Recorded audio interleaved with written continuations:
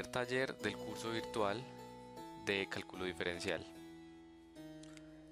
El primer taller consta de 17 puntos.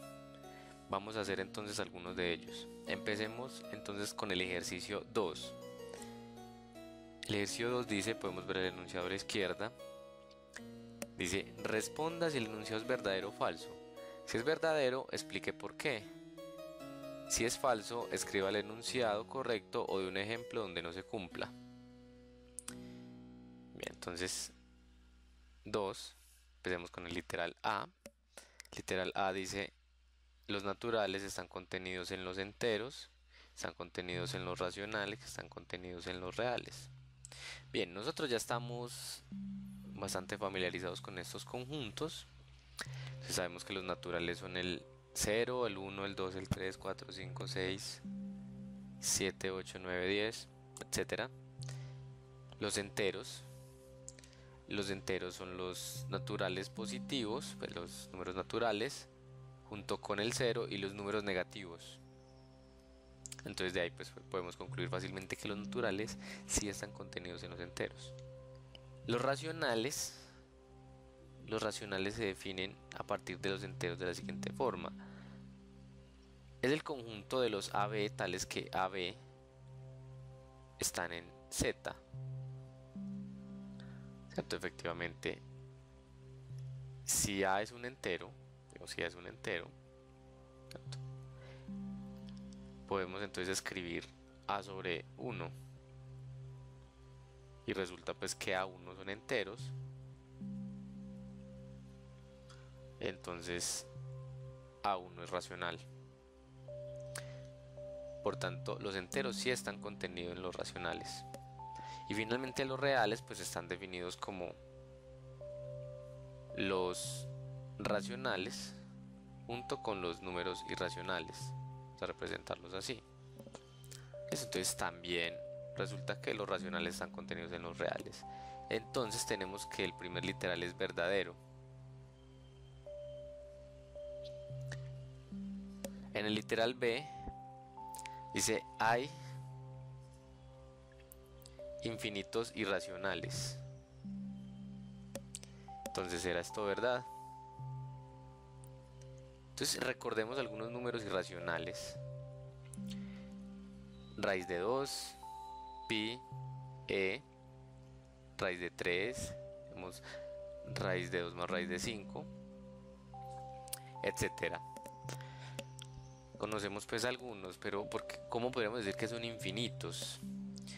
Entonces ya sabemos que raíz de 2 no es racional, ¿cierto? Porque es irracional. Y sabemos que esos dos conjuntos son disjuntos.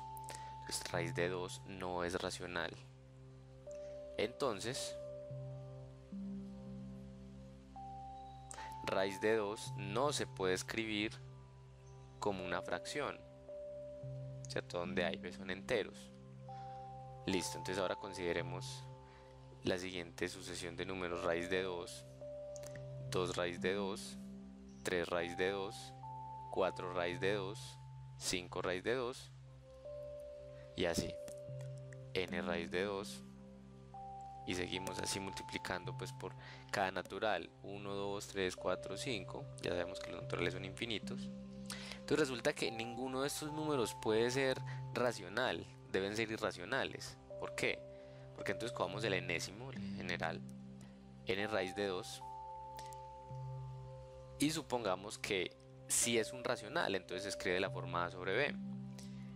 Luego, raíz de 2 es igual a a sobre nb. Pero n es natural, b es entero, ¿cierto? O sea que n por b es entero. De aquí a y n por b son enteros. Pero entonces tendríamos una forma, una fracción para escribir raíz de 2, lo cual es una contradicción. Ya sabemos que raíz de 2 no puede ser un racional. Entonces aquí tenemos una secuencia infinita de números irracionales. Entonces, este literal también es verdadero. Para el C, dice, dado cualquier par de números reales, entonces tenemos A, B reales, y a menor que b, siempre existe un número real r tal que r está entre a y b. Entonces existe r tal que r está entre a y b. Bien, entonces nosotros conocemos la recta real, ¿cierto? Donde podemos encontrar todos los reales. Entonces a estará en alguna parte, b estará más adelante porque es mayor que a, y nosotros sabemos que cada puntico de la recta representa un número real, ¿cierto? Entonces podríamos escoger pues cualquier punto entre a y b, escogamos digamos el punto de la mitad, y ese sería r, ¿cierto? Entonces sí, siempre podríamos encontrar dicho r, pero podríamos argumentarlo un poco mejor de la siguiente forma. Consideremos a más b sobre r, perdón, a más b sobre 2, ¿cierto? A más b sobre 2 sería justamente el punto medio del segmento AB. Entonces tenemos lo siguiente: a más a es menor que a más b, ¿cierto? Ya sabemos que a es menor que b, bastaría entonces sumar a en ambos lados y obtendríamos la desigualdad. No se altera porque estamos sumando. Cuando sumamos o restamos no se altera la desigualdad. Similarmente, a más b es menor que b más b, ¿cierto? Que bastaría sumar b a ambos lados para obtener pues esta desigualdad. Ahora queremos dividir entre 2. Como 2 es positivo, entonces la desigualdad tampoco se afecta, ¿cierto? Entonces aquí tenemos el número que habíamos dicho. Pero a más a sobre 2 es 2a sobre 2, que esto es menor que a más b medios. Y b más b sobre 2 es 2b sobre 2, pero esto es b y esto es a, ¿cierto? O sea que a más b sobre 2 está entre a y está entre b. Es decir, este número, el punto medio a más b sobre 2, es un número real que está entre a y b. Podríamos iterar pues este procedimiento para encontrar digamos el punto medio entre a y r, o entre r y b, y podríamos seguir así. Entonces este literal también es verdadero. El D: la ecuación x igual 7 representa una función de x. Bueno, x igual 7. Entonces hagamos una pequeña gráfica para encontrar x igual 7, ¿cierto? Entonces tenemos digamos acá no sé, 4, y acá está el 8, ¿cierto? Entonces aquí estaría el 7.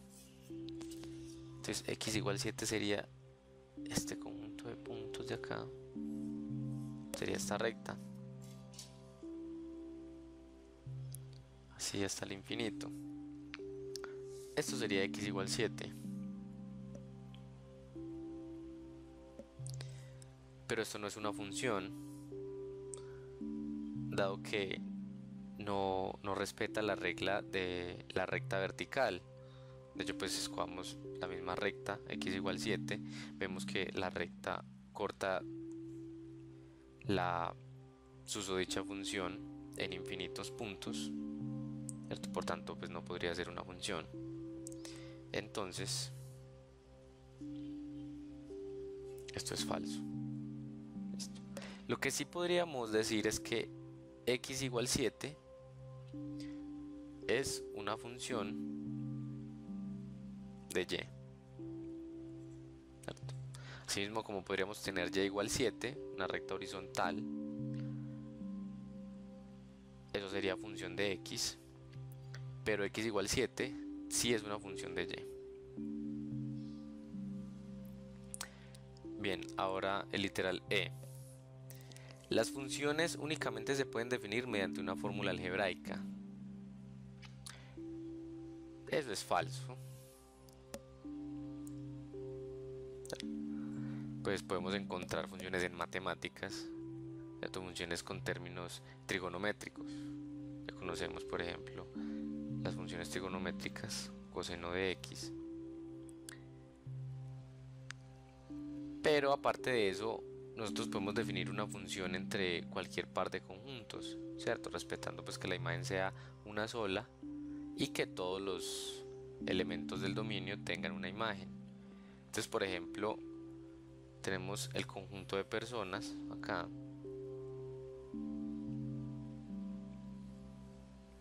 y es el conjunto de nombres. A cada persona le corresponde un nombre, ¿cierto?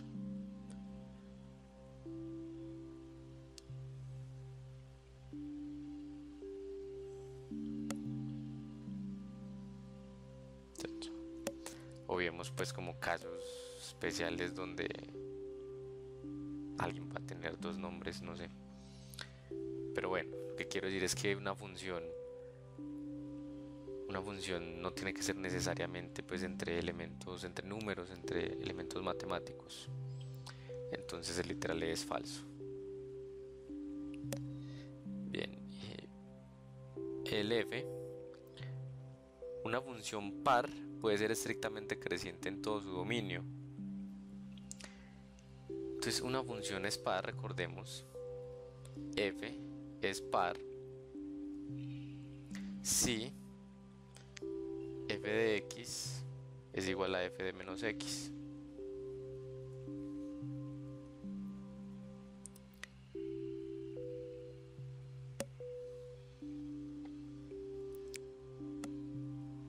Bien, pero entonces, ¿cómo la función podría ser estrictamente creciente? Si ya tenemos pues que dos valores, x y menos x. Vamos a hacer una gráfica por aquí.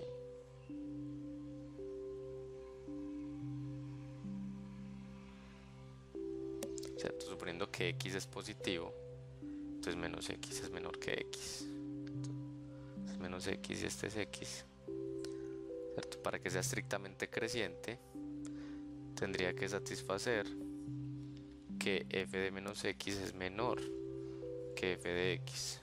Pero ya dijimos pues que f es par, entonces f de x es igual a f de menos x. Luego, esto es falso.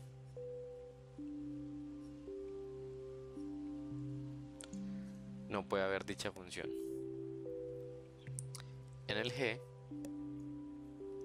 tenemos que para algunos números se cumple que el valor absoluto de x es igual a menos x. Entonces esto es verdadero o falso. Recordemos la definición de valor absoluto de x. Esto es x si x es mayor o igual que 0 y es menos x si x es menor que 0. Entonces efectivamente esta es la parte de los negativos en la definición de valor absoluto. Entonces esto es verdadero.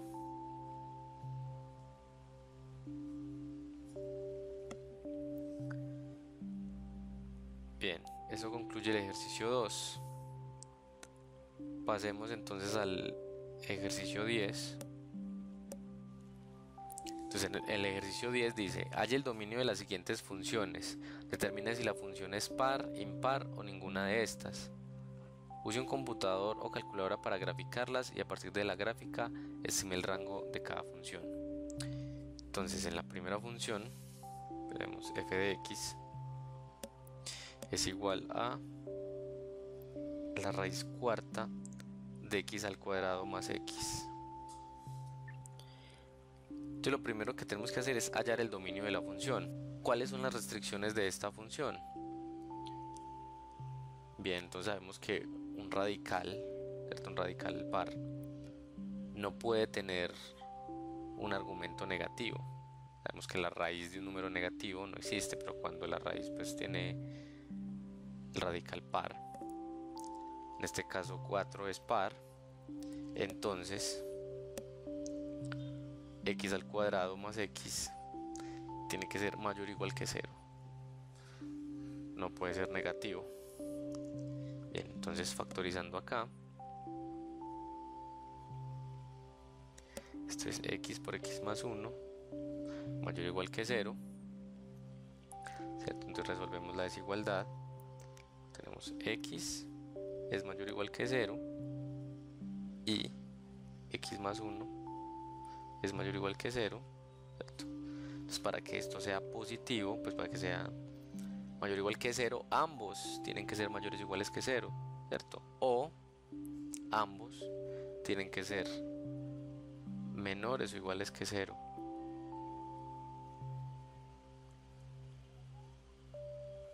¿Cierto? Dos números positivos multiplicados dan positivo y dos números negativos también dan positivo, ¿cierto? Si cogemos uno positivo y uno negativo, entonces nos daría negativo y eso no nos sirve ahora. Entonces esto es x mayor o igual que 0 y x mayor o igual que menos 1 o x menor o igual que 0 y x menor o igual que menos 1. Listo, entonces intersectamos estos dos intervalos. Esto es x mayor o igual que 0 y acá x menor o igual que menos 1. Listo. Y estos dos los unimos. O sea que tenemos el dominio de f va a ser igual a los x en R, tales que x es menor o igual que menos 1 y x es mayor o igual que 0. Esto en notación de intervalo sería menos infinito menos 1 cerrado es igual y cerrado en 0 más infinito. Entonces este sería el dominio de la función. Bien, entonces ya tenemos el dominio de la función. Queremos entonces averiguar si la función es par o es impar. Entonces ya sabemos pues que la función sea par o sea impar. Entonces f es par si f de x es igual a f de menos x para todos los valores del dominio, y f es impar si f de menos x es igual a menos f de x, ¿cierto? Esta pues en esta al menos se va y en esta al menos sale, por así decirlo. Entonces la función será par, será impar o podría no ser ninguna. Entonces consideremos por ejemplo x igual 1. F de 1 es raíz cuarta de 1 al cuadrado más 1. Esto es raíz cuarta de 2. Y f de menos 1 es igual a raíz cuarta de menos 1 al cuadrado más menos 1. Esto es 1. 1 menos 1 es 0. O sea que esto es 0. Listo, entonces no se satisface ninguna de las dos. F de 1 no es igual a f de menos 1 y f de 1 no es igual a menos f de menos 1. Entonces f no es par ni impar.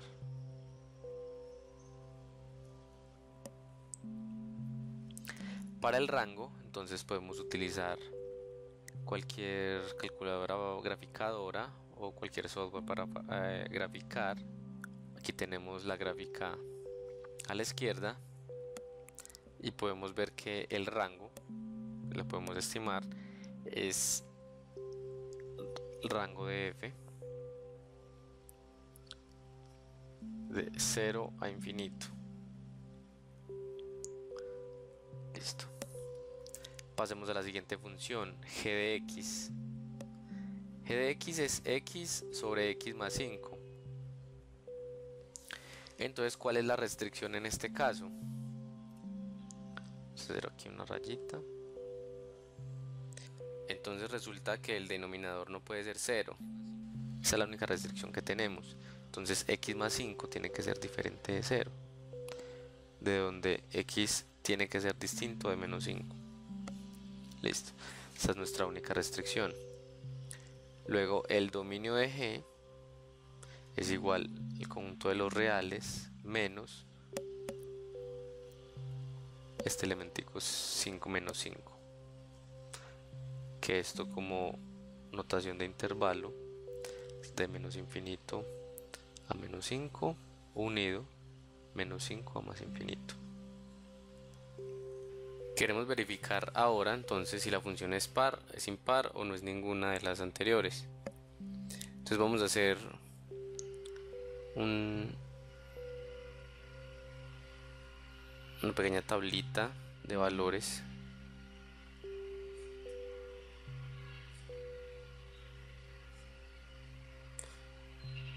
Esto bastaría pues si no cumple con 1 y menos 1, pues no necesitaríamos 2 y menos 2, pero pues hagamos para 1 y 2.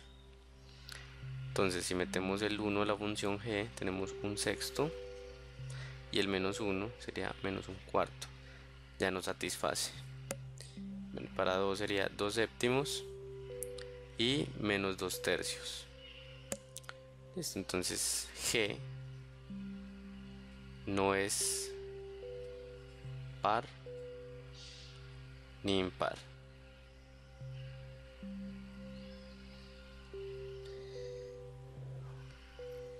Ahora queremos ver cuál es el rango de la función.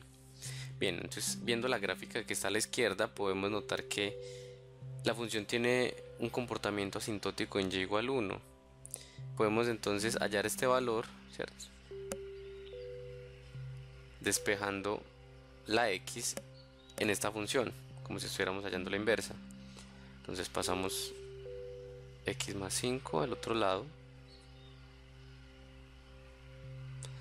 Listo. Pasamos la x, yx, menos x más y5 igual 0. Sacamos acá factor común x, y menos 1, más 5y igual 0. Podemos despejar x fácilmente. X igual a menos 5y sobre y más 1. Y menos 1, perdón. De aquí podemos ver entonces que la función inversa no puede tener a y en el dominio, ¿cierto? Entonces y tiene que ser distinto de 1. Ese valor de y no puede estar en el dominio de la función inversa, o sea que no está en el rango de la función g, de donde el rango de g va a ser igual a los reales menos este valorcito 1. Listo. Sigamos ahora con la función h de x.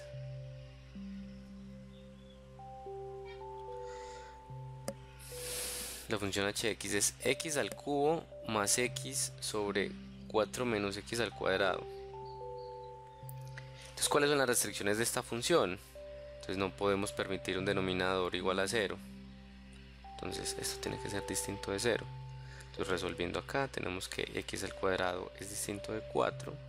Sacando raíz tenemos x es distinto de más o menos la raíz de 4. Recordemos pues las dos raíces. O sea 2. O sea que x no puede ser 2 ni menos 2. Entonces el dominio de h es igual a los reales menos 2 y menos 2. Esta notación de intervalo es menos infinito menos 2 unido menos 2, 2 unido 2 más infinito. Muy bien. Ahora necesitamos verificar si la función es par, impar o no es ninguna. Sacamos otra vez la tablita. Esta nos sirve para guiarnos. 1 menos 1, 2 menos 2, 3 menos 3. Bien, entonces para el 1 tenemos 1 más 1, 2, y 4 menos 1, 3. Para el menos 1 al cubo menos 1, más menos 1, menos 2, 4 menos 1 al cuadrado es 1, o sea que es 3. O sea que ya vemos pues, que la función no puede ser par, pero sí podría ser impar. El 2 ya dijimos que no está en el dominio, ¿cierto? Entonces esto sería indeterminado. Pero así como el 2 no está, ¿cierto? O digamos que el valor que toman 2 es indeterminado, entonces el menos 2 también. Efectivamente eso pasa, ¿cierto? A pesar de que un valor no esté en el dominio, no significa que el otro podría ser cualquier cosa, no. Se necesita que cada valor en el dominio, ¿cierto? Cada x tenga el mismo valor que la función en menos x. Para 3, entonces podemos calcular, da 6, da menos 6, perdón, y en menos 3 da 6.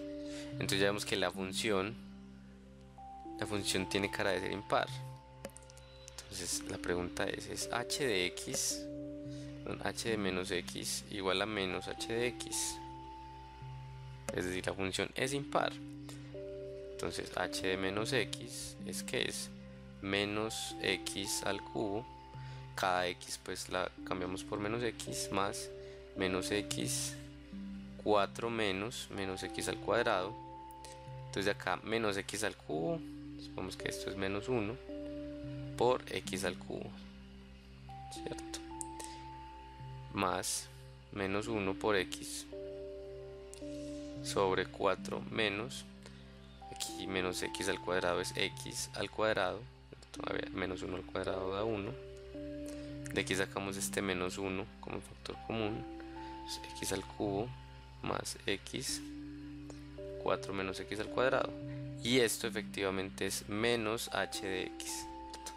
Entonces vemos que sí se satisface. Es decir, luego h de x es impar.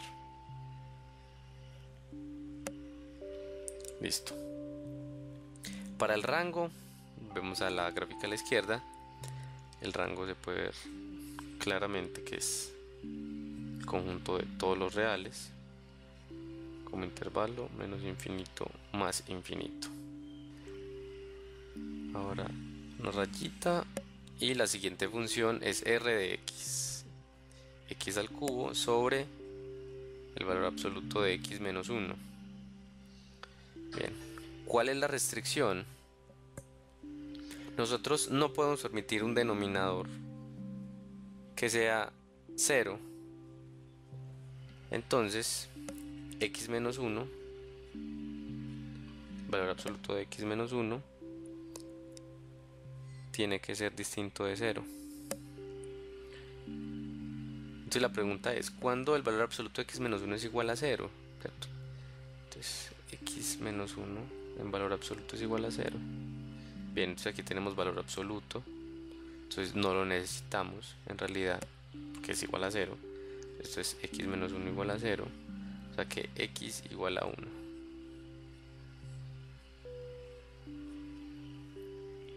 Entonces esa es la restricción,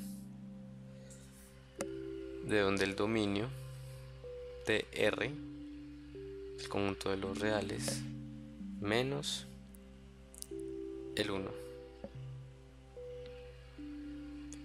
En notación de intervalos, menos infinito 1, unido 1 más infinito.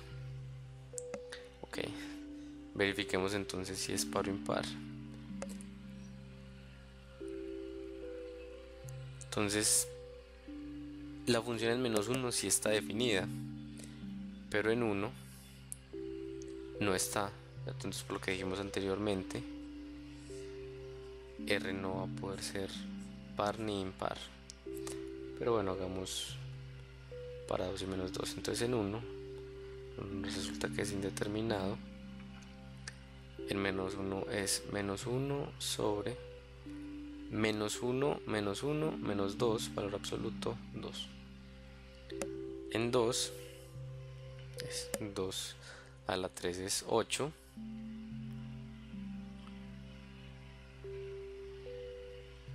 Y 2 menos 1 es 1, o sea es 8. Y menos 2 a la 3 es menos 8, menos 2 menos 1, menos 3, valor absoluto, 3. Entonces resulta que R de X no es par ni impar.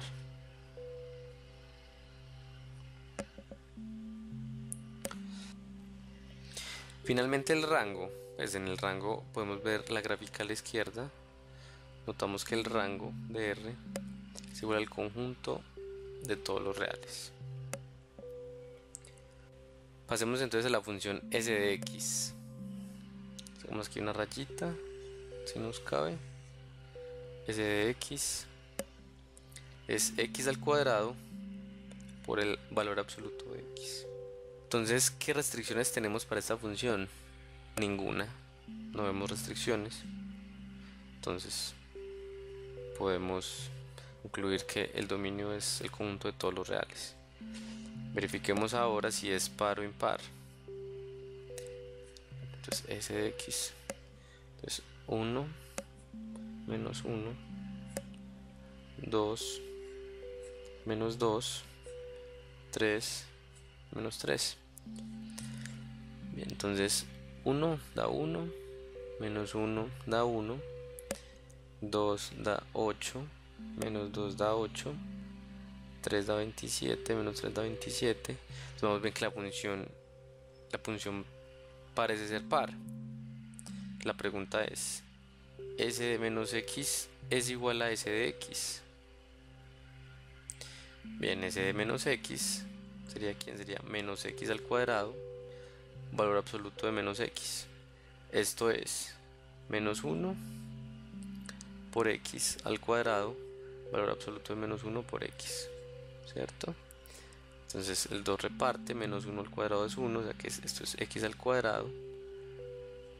Esto es valor absoluto de 1 por el valor absoluto de x por propiedades de valor absoluto. Entonces x al cuadrado por el valor absoluto de x, y esto es justamente s de x.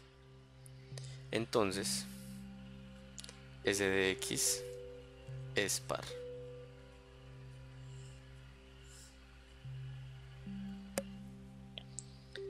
Listo para el rango. Entonces en la gráfica podemos ver bastante claro. El rango de S es el conjunto de los reales positivos y el 0. Como intervalo podemos copiar 0 más infinito, cerrado en 0.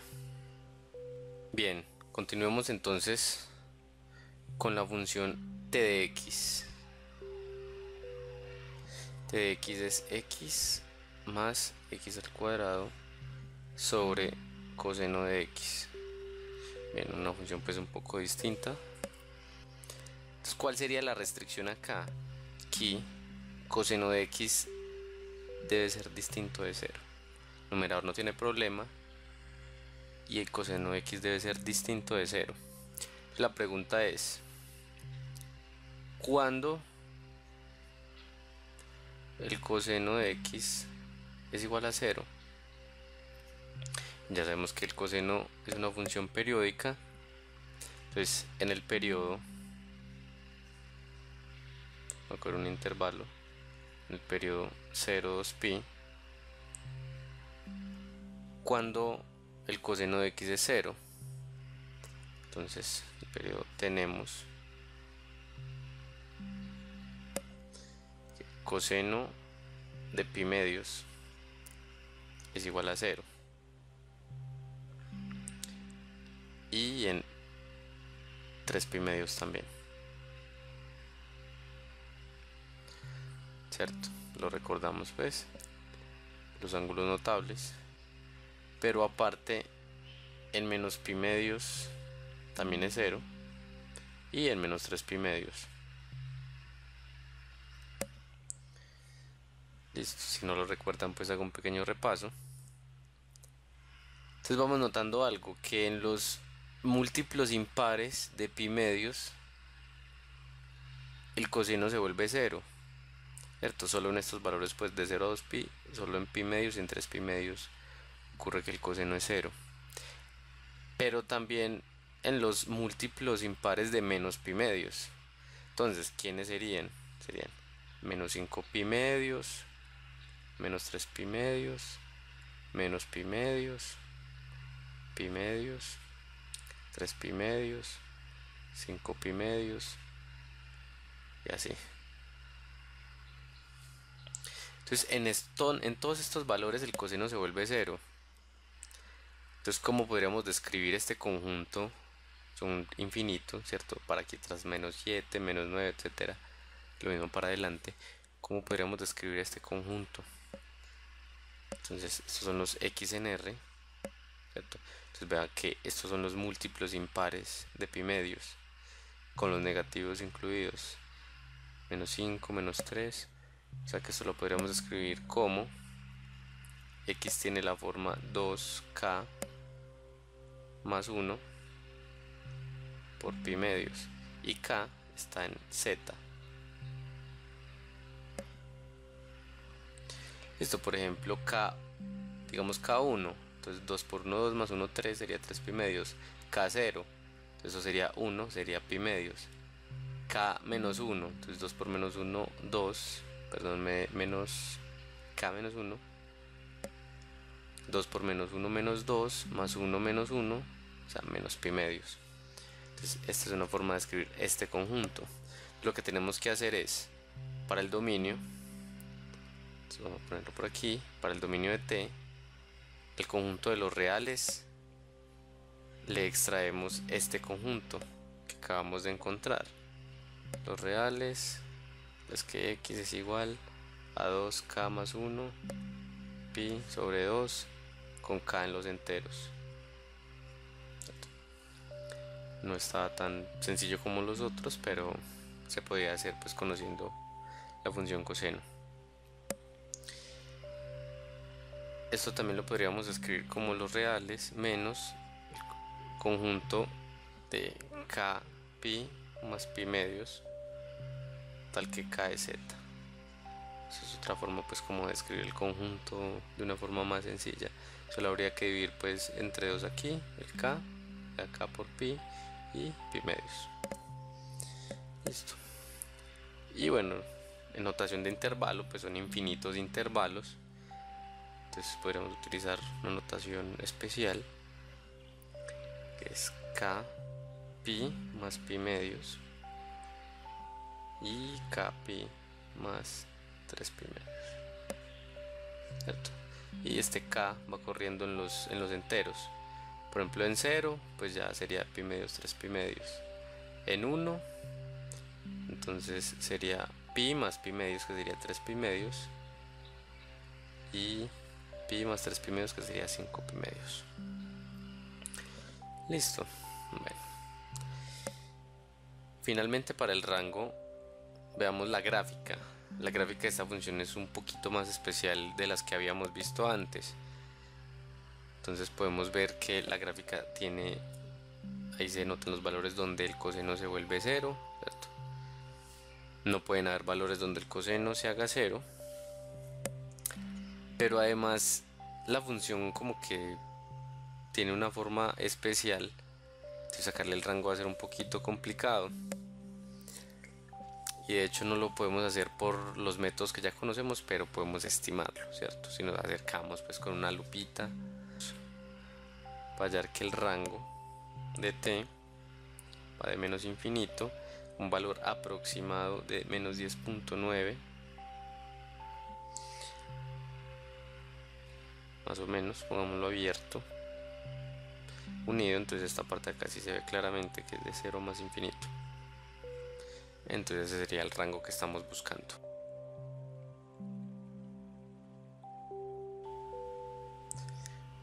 Aún nos queda determinar si t de x es par o impar, o no es ninguna de las dos. Entonces nuevamente hagamos la tablita de valores.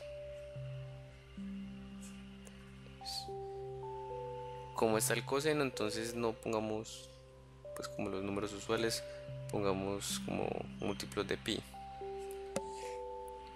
Entonces para pi, si metemos a pi, coseno de pi es menos 1, entonces quedaría arriba pi más pi al cuadrado, entonces con ese menos quedaría menos pi al cuadrado. Y de menos pi, coseno de menos pi, entonces el coseno es una función par, vuelve a ser menos 1, valor absoluto de menos pi es pi, entonces ya notamos que esto es menos pi cuadrado.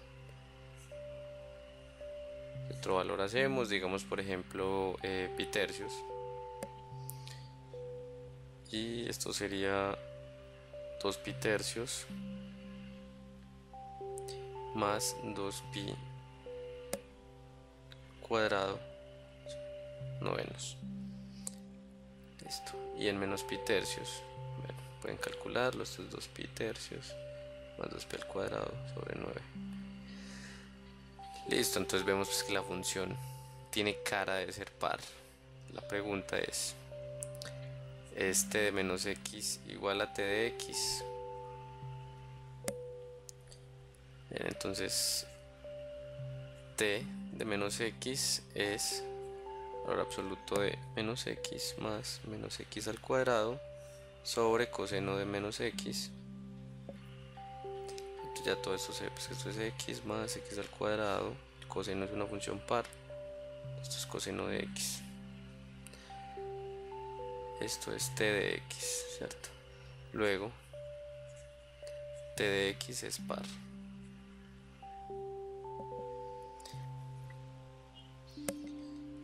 Finalmente tenemos la función u de x, que es una función tramos, menos x a la 4 menos 2x, x a la 4 menos 2x. Entonces la primera parte es para x entre menos 2 y 0, y la segunda parte es para x entre 0 y 2. Bien, entonces, bueno, primero que todo, aquí hay una parte para los negativos y el 0, aquí para el 0 y para el positivo. Entonces nosotros podemos verificar que u de 0 es efectivamente 0 en los dos casos, para asegurarnos que la función esté bien definida. Bien, entonces para el dominio, vemos qué restricciones hay aquí. No hay ninguna, y aquí tampoco, ¿cierto? La restricción entonces para el dominio está aquí, justamente en la definición. Entonces el dominio de u son los valores de menos 2 a 2, cerrados porque es con menor o igual. Bueno, hasta ahora todo bien.